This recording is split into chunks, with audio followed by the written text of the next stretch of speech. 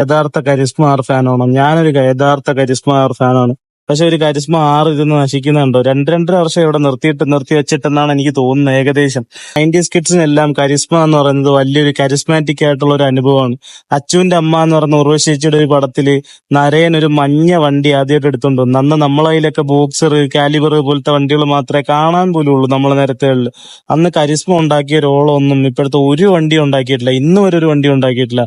ആ കരിസ്മയാണ് ഇന്നതാ ഇങ്ങനെ ഇരിക്കുന്നത്. ഇപ്പൊ നമുക്കെല്ലാം വണ്ടികളായി. "അഴകേ നീ എന്നെ പിരിയല്ലേ", അല്ലു അർജുന്റെ ഹാപ്പിയില് വന്ന് നമ്മളെ കൊതിപ്പിച്ചിട്ട് പോയി. അച്ചുവിന്റെ അമ്മയിൽ വന്ന് കൊതിപ്പിച്ചിട്ട് പോയി. അങ്ങനെ എത്രയെത്ര പടങ്ങളിൽ വന്ന് കൊതിപ്പിച്ചിട്ട് പോയ മുതലായിരിക്കുന്നത്. പറയണ്ട, ഹീറോ ഹോണ്ട എന്തുകൊണ്ടാണ് ഈ വണ്ടികളിൽ എത്ര പെട്ടെന്ന് എഞ്ചിൻ കംപ്ലൈന്റ് വരുന്നതെന്ന് എനിക്ക് മനസ്സിലാവുന്നില്ല. ഞാൻ കരിസ്മ ആറുള്ള പല ആളുകളോട് ചോദിക്കുമ്പോഴും അവർക്ക് എല്ലാവർക്കും ഉള്ള പ്രശ്നം എന്ന് വെച്ചാൽ എഞ്ചിൻ കംപ്ലൈന്റ്, പിന്നെ അതുപോലെ സിലിണ്ടർ ഇഷ്യൂസ്, ഇങ്ങനത്തെ ഉള്ള സംഭവങ്ങളാണ് വരുന്നത്. എന്തുകൊണ്ടാണ് ഇത് സംഭവിക്കുന്നതെന്ന് അറിയത്തില്ല. എന്തോ ഇത് ഉള്ളവരുണ്ടെങ്കിൽ കമന്റ് ചെയ്യുക. വണ്ടിയുടെ കംപ്ലൈന്റ്സ് എന്തൊക്കെയാണെന്ന് കമന്റ് ചെയ്യുക.